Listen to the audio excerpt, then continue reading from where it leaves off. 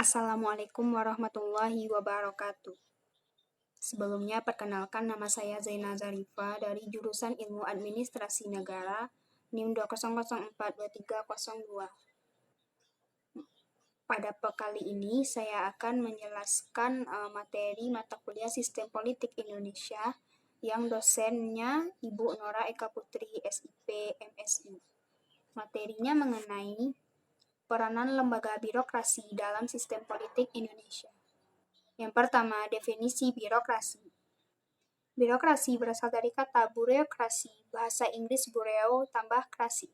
Birokrasi adalah suatu organisasi yang memiliki rantai komando dengan bentuk piramida di mana lebih banyak orang berada di tingkat bawah daripada tingkat atas. Biasanya ditemui pada instansi yang sifatnya administratif ataupun militer. Ada juga yang menjelaskan arti birokrasi adalah suatu struktur organisasi yang memiliki tata prosedur, pembagian kerja, adanya hierarki, dan adanya hubungan yang bersifat impersonal. Pengertian birokrasi menurut para ahli. Pertama, menurut Max Weber, ahli politik dari sosiolog asal Jerman. Birokrasi adalah suatu bentuk organisasi yang penerapannya berhubungan dengan tujuan yang hendak dicapai.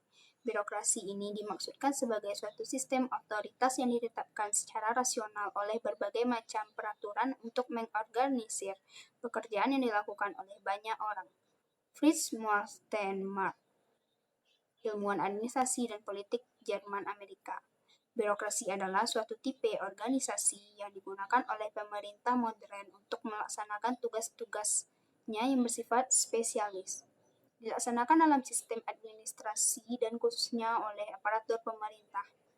3. Menurut Peter M. Blau dan Carles Heppeich, sosiolog asal Amerika, birokrasi adalah suatu tipe organisasi yang dimaksudkan untuk mencapai tugas-tugas administratif yang besar, yaitu dengan cara mengkoordinir secara sistematik pekerjaan yang dilakukan oleh banyak orang.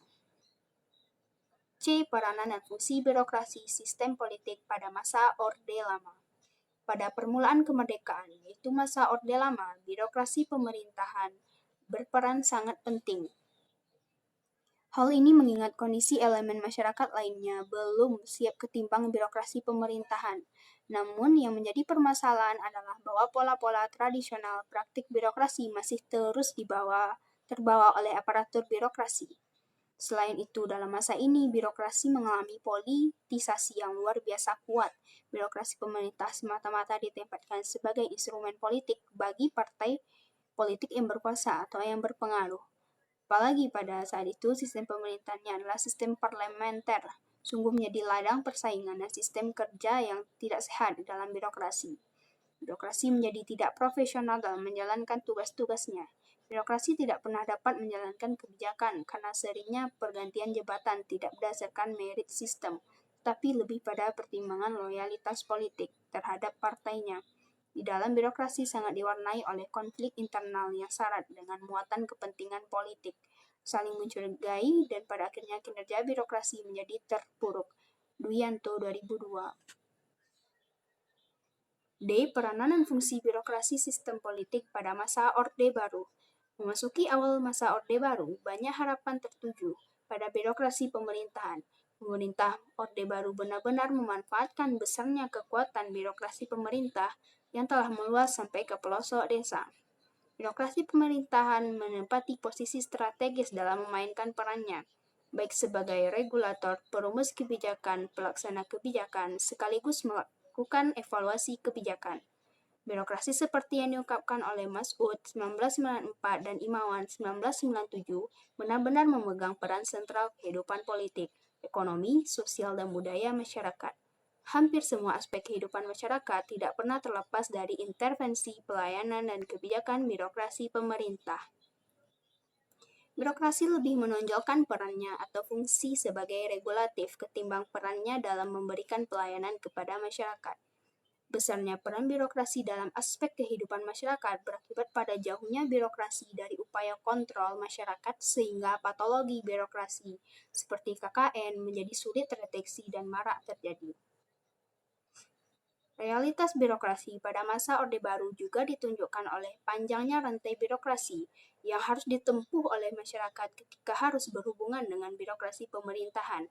Misalnya izin mendirikan bangunan, masyarakat harus mengisi formulir permohonan mulai dari RT, RW, Kadus, Kades, dan camat setempat.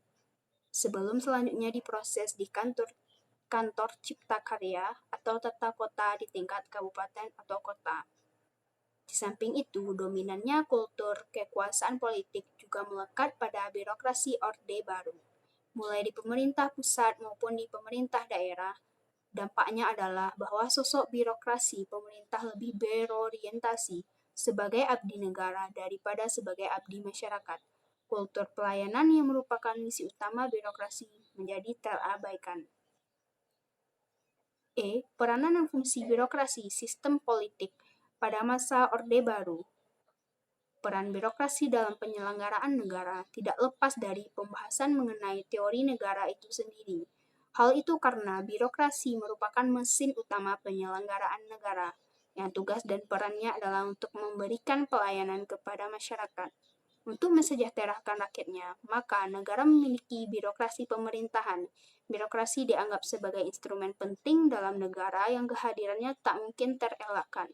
Dengan pernyataan lain, birokrasi adalah sebuah konsekuensi logis dari diterimanya hipotesis bahwa negara mempunyai misi suci tersebut. Oleh karena itu, negara terlibat langsung dalam memproduksi barang dan jasa publik yang diperlukan rakyatnya. Bahkan jika perlu, negara yang memutuskan apa yang terbaik untuk rakyatnya. Untuk itu, negara membangun sistem administrasi negara yang bertujuan untuk melayani kepentingan rakyatnya, yang disebut dengan istilah birokrasi pemerintah. Secara sederhana, netralitas birokrasi dimaknai sebagai ketidakberpihakan birokrasi dalam pelaksanaan tugas dan tanggung jawabnya terhadap kepentingan kelompok atau golongan tertentu yang berkuasa. Netralitas birokrasi artinya bahwa birokrasi hanya memberikan pelayanan kepada kepentingan negara dan masyarakat. Birokrasi sebagai pelayanan publik yang menjalankan fungsi-fungsi negara mengayomi warganya. Adapun pola hubungan yang terjadi antara negara dan rakyat, maka kedudukan birokrasi dapat dikategorikan secara sederhana dalam dua model. Model pertama dikatakan bahwa birokrasi dalam menjalankan urusan negara merupakan instrumen negara yang netral. Model ini lahir dari pemikiran G. W. F. Hegel, Max Weber, dan kaum pluralis. Sementara model kedua, aliran Marxian, melihat bahwa birokrasi tidak berposisi netral dalam mengurusi negara. Birokrasi terkontaminasi oleh pengaruh politik elit atau partai yang berkuasa atau istilah Mark kelas yang berkuasa.